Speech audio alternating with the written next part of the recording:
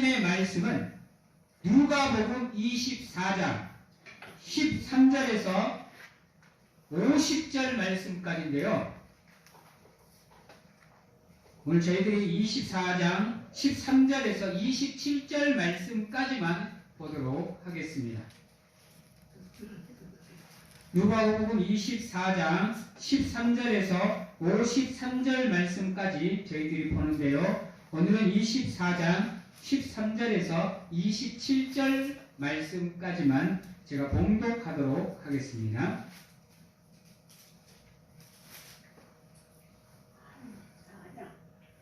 제가 봉독합니다.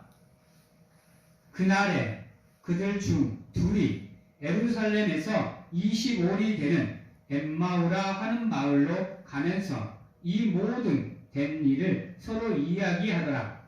그들이 서로 이야기하며 문의할 때에 예수께서 가까이 이르러 그들과 동행하시나 그들의 눈이 가리워져서 그인 줄 알아보지 못하거늘 예수께서 이르시되 너희가 길 가면서 서로 주고받고 하는 이야기가 무엇이냐 하시니 두 사람이 슬픈 빛을 띠고 머물러 섰더라. 그 한 사람인 글로바라 하는 자가 대답하여 이르되 당신이 예루살렘에 체류하면서도 요즘 거기서 된 일을 혼자만 알지 못하느냐? 이르시되 무슨 일이냐? 이르되 나사렛 예수의 일이니 그는 하나님과 모든 백성 앞에서 말과 일에 능하신 선지자이거늘 우리 대제사장들과 관리들이 사형 판결에 넘겨주어 십자가에 못 박았느니라. 우리는 이 사람이 이스라엘을 성령할 자라고 바랐노라. 이뿐 아니라 이 일이 일어난 지가 사흘째요.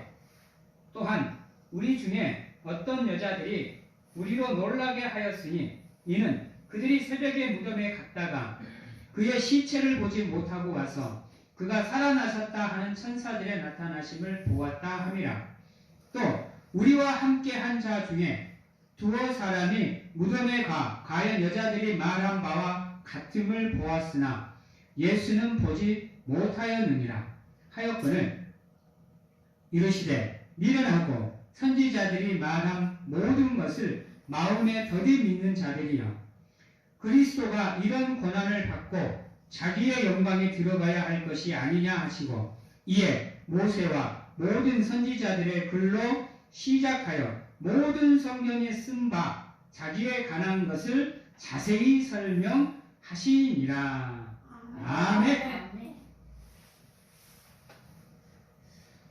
사랑하는 성도 여러분, 오늘 말씀은 이 엠마오라라는 마을로 가기 위해서 두 명의 제자가 길을 가다가 예수님이 찾아오셔서 함께 동행하는 장면인데 놀라운 것은 그들이 예수 그리스도를 알아보지 못했다는 겁니다.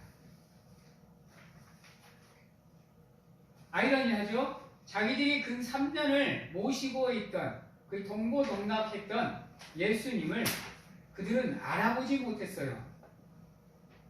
왜 알아보지 못했을까?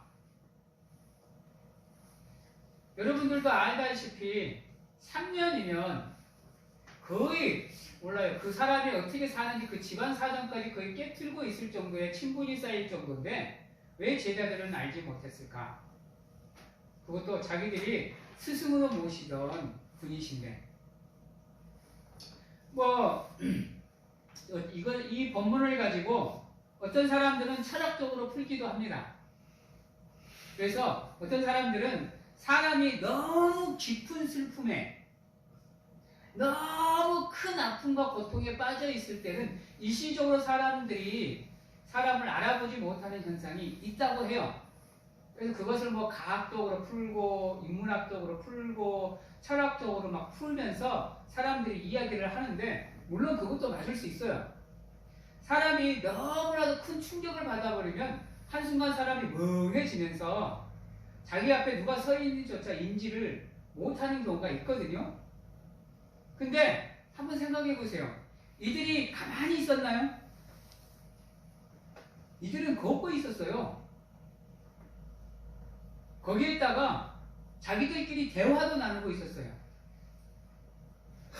그래서 인간적인 면으로는 이 철학적인 이 사고가 어느 정도 이해는 될 수는 있겠지만 이 영성적으로 보면 이해가 안 되는 거예요. 아무리 슬픈 고통에 빠져 있다 그래도 예수님을 못 알아본다는 건 있을 수가 없다는 거죠. 근데 우리가 왜 결정적인 순간에 예수 그리스도를 선택하지 못하느냐? 누구나 다 알고 있습니다. 고통 가운데 있을 때, 아픔 가운데 있을 때, 힘든 가운데 있을 때 분명하게 예수님을, 하나님을 먼저 찾아야 된다는 거 알고 있어요. 근데 왜 못 찾아요? 그 충격이 너무 크기 때문이에요. 그래서 한순간에 우리의 사고가 스톱돼요. 그래서 어떻게 해야 될지 몰라. 그러다 보면 우리가 알고 있는 것도 잊어버릴 때가 있어. 그래서 가장 첫 번째 방법을 우리가 찾지 못하고 결국은 사람을 찾고 세상적인 방법을 찾는 경우가 있어. 그래서 우리가 인생을 뺑뺑 돌아가야 되는 경우가 참 많아요. 시간을 허비하는 경우가. 그 순간 즉방으로 그냥 하나님을 바로 찾아서 하나님께 기도하는 가운데 매달리면 바로 우리가 일방통행으로 갈 수 있는데 그렇지 못하고 하나님을 생각하지 못하고 다른 방법을 찾다 보니까 지름길을 놔두고 우리가 뺑 돌아가는 경우가 있어. 이 제자들도 마찬가지예요. 그래서 한번 예수님이 하신 얘기들을 한번 잘 생각을 해봐봐요. 우리 17절 말씀에 예수께서 이르시되 너희가 길을 가면서 서로 주고받고 하는 이야기가 무엇이냐 라고 물어봐요. 예수님이 몰라서 물어봐요? 여러분? 이거 말은 뭔 말이에요? 예수님은 다 알고 있어요. 다 알고 있는데 왜 물어봐? 여러분 왜 물어보실까요? 그들이 예수님이 하신 말씀을 뭐 하기 때문에? 알지 못하고 있기 때문에. 바꾸면 믿지 못하고 있기 때문에. 왜냐하면요, 그들이 어느 정도 기억을 하고 있어요, 예수님의 말을. 그걸 어디서 알 수 있냐면요, 자, 우리 21절이에요. 21절 말씀에 보면 우리는 이 사람이 이스라엘을 속량할 자라고 바란노라. 이뿐 아니라 이 일이 일어난 지가 사흘째요 라고 얘기를 했어요. 뭐를 기억하고 있는 거예요? 예수님이 3번에 걸쳐서 내가 죽고 3일 만에 부활할 거라는 것을 이들이 알고는 있었어. 기억은 했단 말이야. 근데 뭘 못한 거야? 믿지를 못한 거예요. 왜? 얘네들은 세상적인 지식으로 꽉 차 있으니까요. 사람이 죽었다 살아나는 건 죽었다 깨라도 알 수 없는 것이기 때문에 일단 인간은 죽으면 끝이라고 생각하기 때문에 부활이라는 걸 뭐 하는 거예요? 생각하지 못한 거예요. 그러니 예수님이 부활하셔서 자기를 찾아왔는데도 불구하고 뭐 한 거예요? 알아보지 못한 거예요. 왜? 그들 사고방식은 사람은 죽으면 끝난다라고 생각을 하고 있기 때문에 다시 살아날 수 있다는 것을 얘네들은 믿지를 않았기 때문에 예수 그리스도가 버젓이 살아서 자기들 앞에 나타났음에도 불구하고 얘들은 예수를 알아보지 못했어. 알아봤다 그래도 뭐 예수를 닮은 사람 정도? 비슷하게 생겼네? 라고 생각할 정도의 믿음밖에 가지고 있지 않았다라는 거예요. 놀랍지 않으세요? 공생의 3년이라는 기간 동안 제자들을 불러서 그렇게 가르치고 교육시키고 훈련시켰음에도 불구하고, 그리고 내가 죽고 사흘 만에 반드시 살아날 거라는 부활을 그들에게 3번에 걸쳐서 알려주었건만을 애들이 믿지를 못했어. 왜 믿지를 못했을까요? 이들이 예수 그리스도, 즉 메시아를 제대로 알고 있지 못했어요, 여러분. 그걸 어떻게 알 수 있냐면요, 19절이에요. 봐봐요. 이르시되 무슨 일이냐? 이르되 나사렛 예수의 일이니 그는 하나님과 모든 백성 앞에서 말과 일에 능하신 선지자이거늘 그랬어요. 안타깝죠? 다시 말해서 이들은 예수를 그리스도로 본 게 아니고 뭘로 봤다라는 거예요? 선지자로 봤다라는 거예요. 하나님의 말씀을 가르치고 전하는, 이 시대의 말로 하면 랍비, 이스라엘 말로 하면 우리나라로 풀면 선생, 그 이상은 이들이 알지 못했다라는 거예요.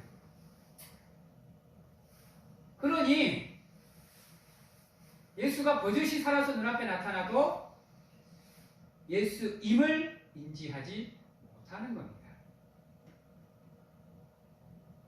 우리도 마찬가지예요, 여러분. 어디 보자. 우리 모태신앙 한번 손들어 보세요.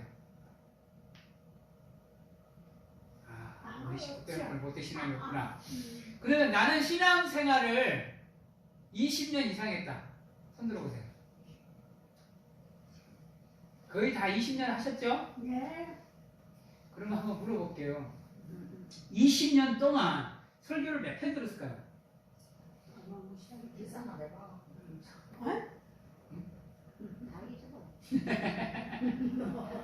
설교를 몇 편 들었을까? 하다못해 성경을 몇 번 봤을까요? 적어도 설교를 제대로 들었으면 한 권은 들었을, 한 권은 읽었을 것 같은데요. 20년이면 한번 생각해 보세요. 그럼 지금 우리가 살아가는 내 삶의 모습과 이 엠마오로 가는 제자들의 삶의 모습과 뭐가 다를까?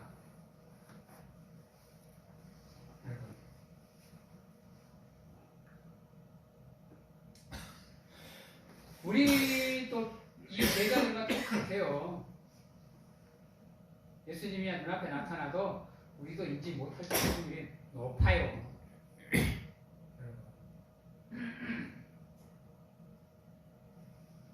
사랑하는 성도 여러분, 우리가 아마 20년 신앙생활을 하신 분이든 10년을 신앙생활을 하신 분이든 30년, 40년, 50년 신앙생활을 하시는 분이든 예수에 대해서, 하나님에 대해서 정말로 골천번 골만번은 들으셨을 거예요. 그런데도 불구하고 왜 우리의 신앙이 성장하지 못하고 앞으로 나아가지 못하느냐? 알고는 있어요. 근데 뭐 하지는 못하는 거예요? 믿지는 못하고 있다는 얘기예요.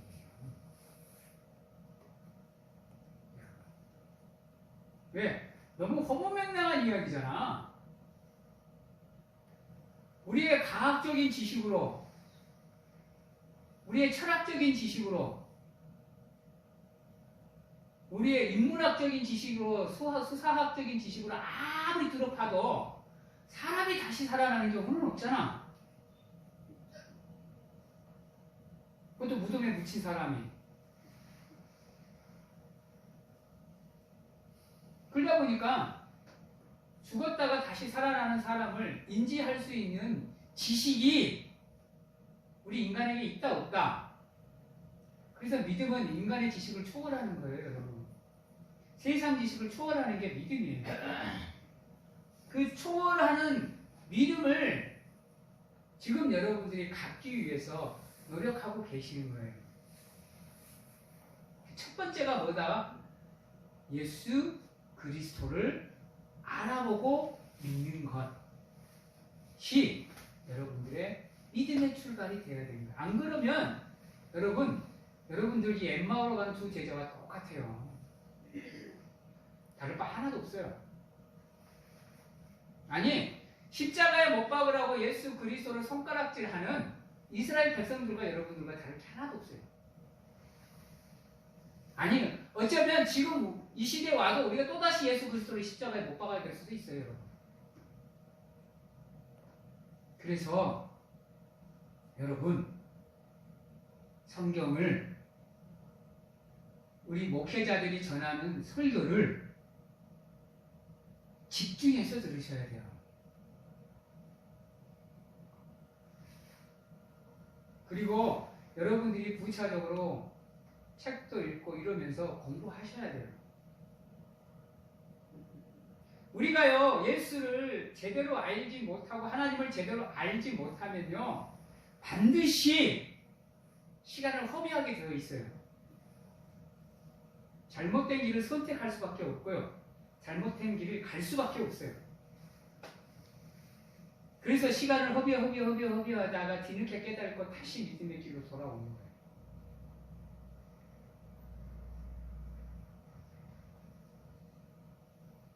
여러분, 오늘 말씀에 보면 14절에 보면 13절에 보면 그날에 라고 얘기를 해요. 그리고 14절에 이 모든 된 일을 그래요. 서로 이야기하더라 그랬어요. 여기서 그날에 하고 이 모든 된 일이 무엇을 얘기해요? 여러분, 이거는 22절에 나와 있어요. 또한 우리 중에 어떤 여자들이 우리로 놀라게 하였으니 이는 그들이 새벽에 무덤에 갔다가 그의 시체를 보지 못하고 와서 그가 살아나셨다 하는 천사들의 나타남을 보았다 이야기하더라. 들었잖아. 예수님이 다시 살아나셨다 라고 여자들이 가서 전해줬잖아. 그럼 그들은 들었잖아요. 그럼에도 불구하고 예수님이 눈앞에 나타났을 때 알지 못했다. 이게 말이 되냐고. 근데 이게 말이 돼요. 인간에게 있어서는.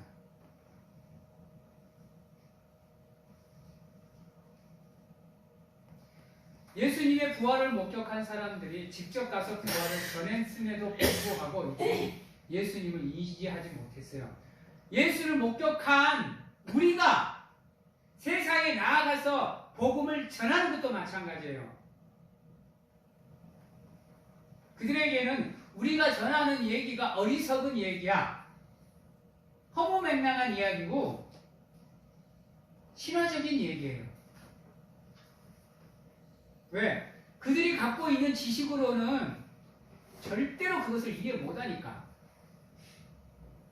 여러분, 지팡이 갖다 댔더니 바닷물이 갈라졌대. 그냥 성만 빼글빼글 돌았는데 성벽이 무너졌대. 하나님이 뭐 있으라 하니까 뭐가 있었대. 직접 막 손으로 만든 것도 아니고 말로만 창조를 다 하셨대. 예수님께서 나사로야 나온다 그러니까 무덤에 묻혔던 나사로가 무덤문을 열고 나왔대요. 간에 포장돼서 가는 상녀를 바라보고 사랑하는 딸아 일어나거라 그러니까 딱 일어났대. 우리 종이 아파서, 우리 자녀가 아파서 죽을 것 같아요. 그러면서 예수님이 지금 이 시로 다 낫았으니 우리가 믿겨요? 한 번씩 저도 안 믿겨요, 여러분. 여러분, 와, 이게 가능하구나. 이럴 때가 있었어요. 그래서 무지하게 의심하고 막 목사님들한테 엄청나게 질문했어요. 막 목사님들이 싫어할 정도로.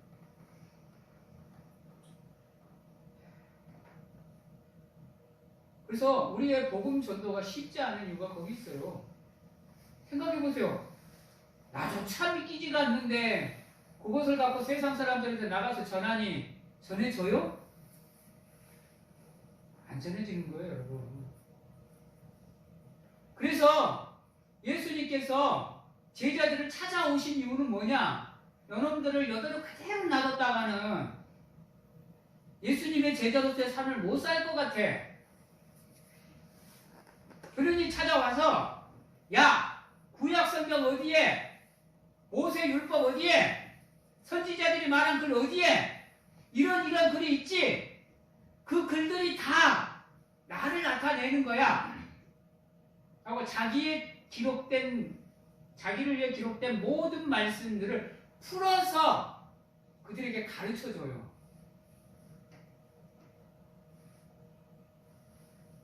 그러자 오늘 말씀 28절에 보면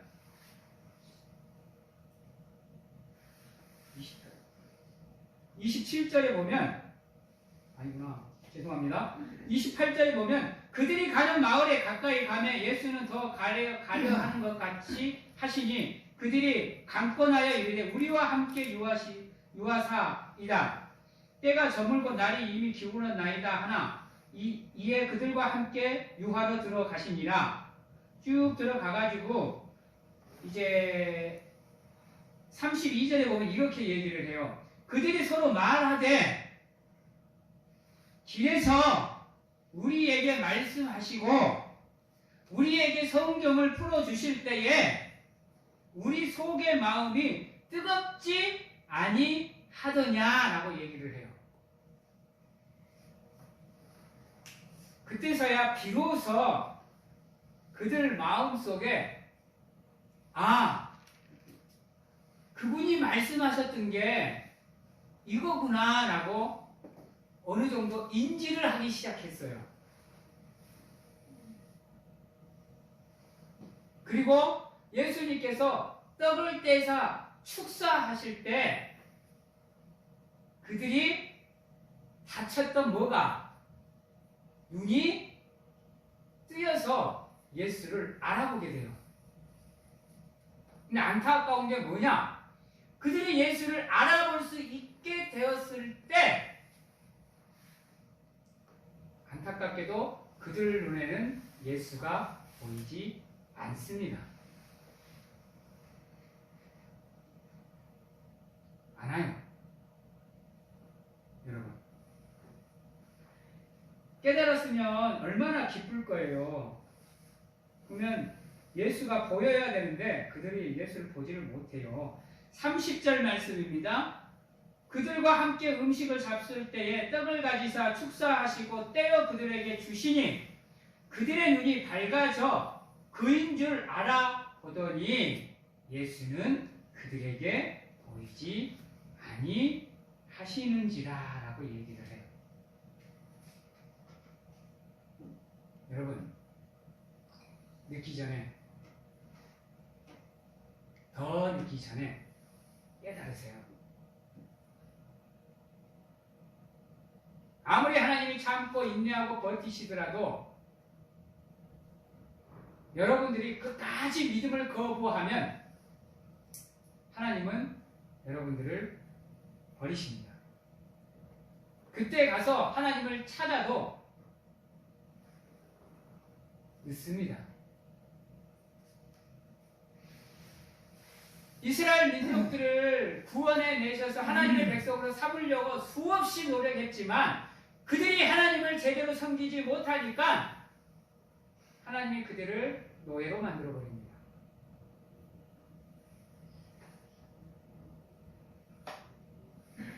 제대로 알고 제대로 믿지 않으면 뒤늦게 깨달아서 우리가 믿음의 길에서 벗어나 버릴 수도 있다라는 거. 그래서 더 늦기 전에 지금 바로 깨달을 수 있기를 간절하게 소망합니다. 아멘. 아멘. 그래서 예수님께서 그들에게 뭐라고 얘기를 하느냐? 이르시되 25절입니다. 미련하고 선지자들이 말한 모든 것을 마음에 더디 믿는 자들이여라고 뭘 얘기를 해요. 내가 수없이 그렇게 너네들을 가르치고 너희들을 교육하고 훈련했음에도 불구하고 왜 믿지를 못하느냐? 이 믿음이 적은 자들이여 라고 지금 예수님이 제자들을 질책하시는 거예요.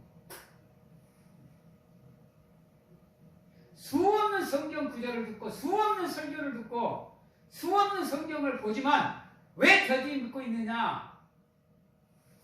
라고 지금 여러분들을 향해서 예수님이 이 말씀을 하고 계시는 거예요.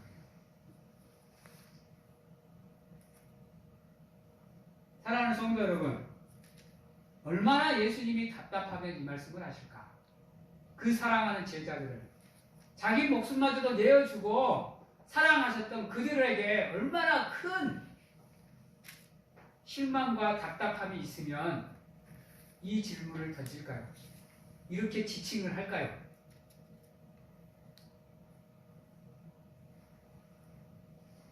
사랑하는 성도 여러분, 여러분은 믿음이 적은 자들이 아닙니다. 이미 하나님을 알고 있다는 것, 이미 예수 그리스도를 믿는 길을 걷기 시작했다는 것만으로도 여러분들의 믿음은 충분히 큽니다. 그러기에 그 믿음을 계속해서 만족하지 마시고 성장시켜 가기 위해서 노력을 하셔야 돼요. 그래야 결정적인 순간에 예수님이 나를 찾아오셨을 때, 그분이 나를 향해서 말씀을 하실 때 그것이 하나님의 음성인지 그분이 예수 그리스도인지를 분별할 수 있게 된다는 거예요. 분별력은 거기서 나오는 겁니다. 세상과 구별되어지는 삶은 거기서 나오는 거예요. 말씀 집중해서 보세요. 설교 집중해서 들으세요. 그래서 성경은 예수를 어떻게 말하고 있는지, 목회자들은 예수를 어떻게 여러분들에게 설명하고 있는지를 집중해서 듣고, 혹여나 여러분들이 기도하고 간절하게 구할 때 찾아오시는 그 하나님을 여러분들이 민감하게 반응하실 수 있도록, 아, 지금 이 음성이 하나님의 음성이구나, 이 음성이 사탄의 음성이구나를 구별해낼 수 있는 지혜를 가지기 위해서 노력을 하셔야 됩니다. 안 그러면 이 제자들처럼 똑같은 모습을 가지고 살아갈 수밖에 없습니다.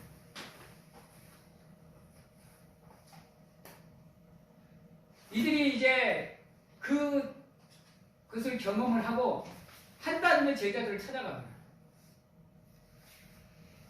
한 달 후에 제자를 찾아가서 자기들이 경험한 것들을 이야기해요.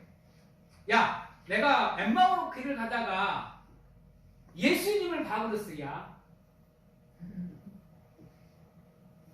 예수님이 다시 살아났다니까? 부활하셨다니까? 나에게 오셨다니까? 라고 이 얘기를 한참 하고 있었어. 근데 그때 그 순간에 예수님이 그들을 찾아오셔요. 더 놀라운 거 23절에 곧 그때로 일어나 예루살렘에 돌아가 보니 11 제자 및 그들과 함께한 자들이 모여 있어 말하기를 주께서 과연 살아나시고 시몬에게 보이셨다 하는지라 두 사람도 길에서 된 일과 예수께서 떡을 떼심으로 자기들에게 알려지신 것을 말하더라. 이 36절 이 말을 할 때에 예수께서 친히 그들 가운데 서서 이르시되 예수님이 그들을 찾아왔어요. 친히. 이제 말로만 해서는 안 되니까 그들이 도저히 안 믿으니까 친히 예수님이 그들을 찾아오십니다. 근데 더 놀라운 거는 37절에 나와 있어요. 여자들이 가서 얘기를 해줘요. 시몬 베드로가 가서 얘기를 해줘요. 글로바라는 제자들이 가서도 얘기를 해줘요. 그런데도 37절에 그들이 놀라고 무서워하여 그 보는 것을 영으로 생각하는지라 라고 얘기를 해요.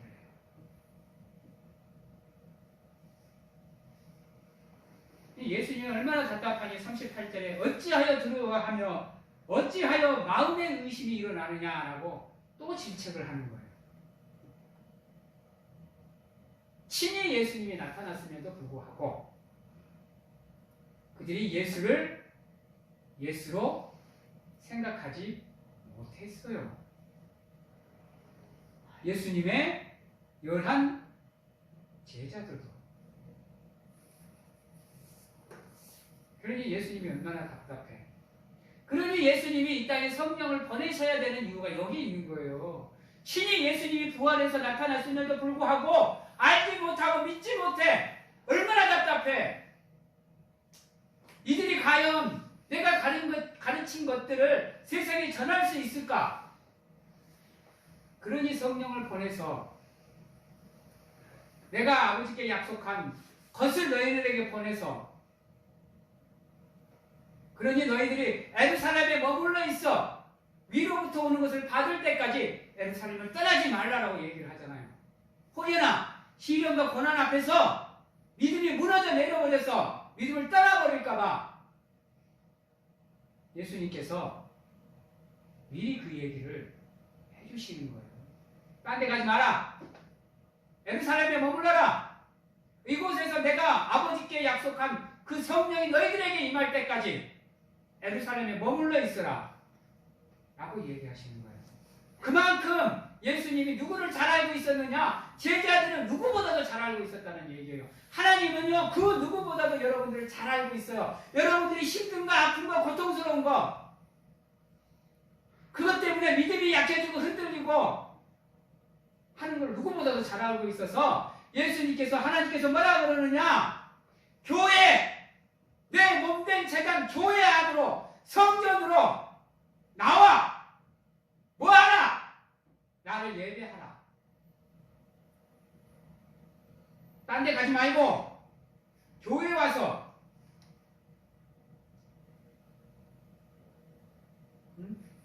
약속한 성령을 바라보고 기도하라는 겁니다.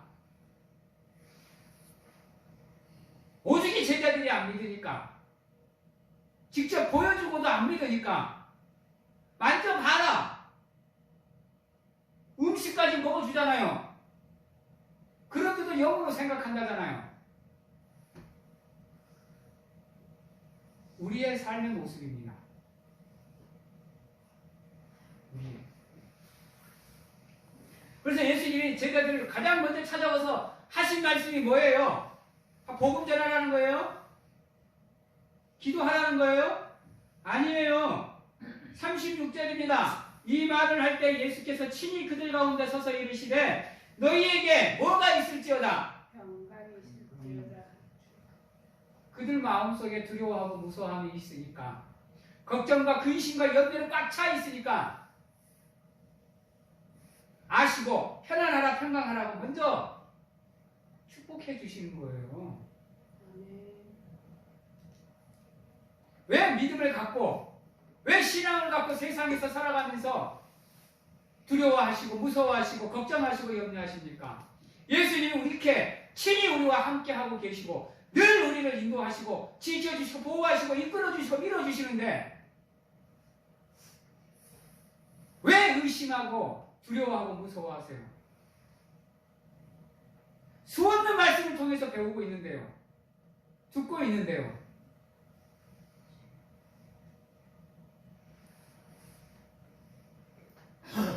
그리고 44절 또 이렇게 얘기합니다. 또 이르시라 내가 너희와 함께 있을 때 너희에게 말한 바 곧 모세의 율법과 선지자의 글과 시편에 나를 가리켜 기록된 모든 것이 이루어져야 하리라 한 일이 이것이니라.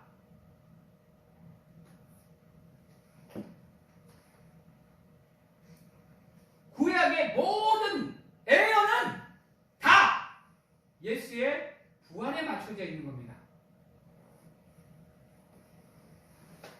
왜? 부활이 곧 우리의 구원은 뭐니까요?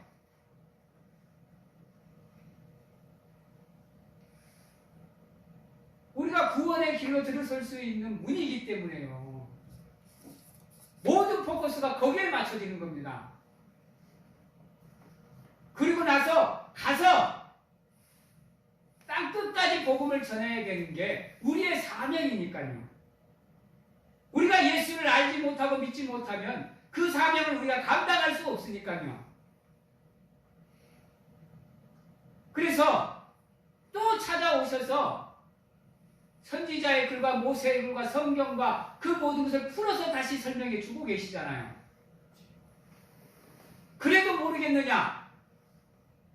그래도 뭐 안 믿겠느냐? 라고 얘기하시는 거잖아요.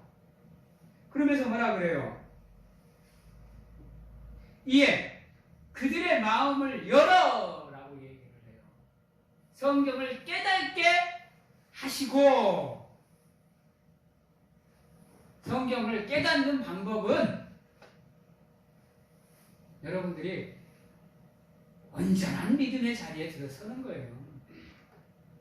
그래서 끊임없이 말씀을 읽으시는 거고, 매주 주일을 성수하시는 거고, 매 새벽마다 여러분들이 찾아서 하나님을 부르짖고 기도하는 거예요. 성도들이.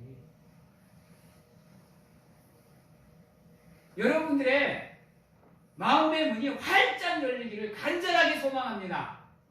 그래서 예수 그리스도를 깨달을 수 있는 지혜가 여러분들에게 함께 하기를 간절하게 소망합니다. 그래서 믿는 자가 되십시오. 의심하는 자, 불신하는 자가 아니라 믿는 자가 되시라고. 그래서 따라해 봅니다. 나는 예수의 증인이 되겠습니다. 아멘. 48절입니다. 너희는 이 모든 일에 무엇이라? 증인이라. 그래서 여러분들은 증인의 삶을 사셔야 돼요.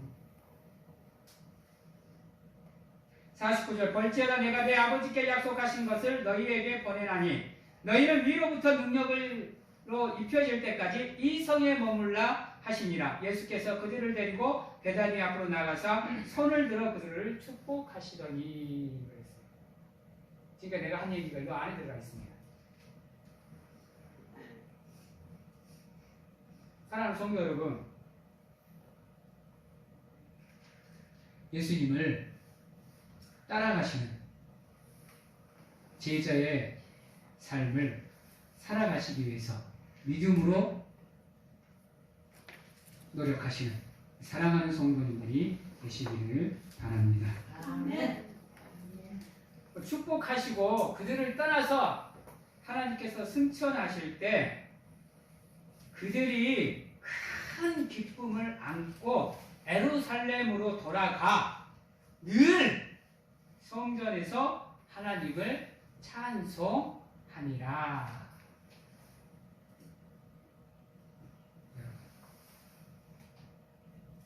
하나님을 예배하는 삶은 무슨 기쁨이 있어야 되느냐?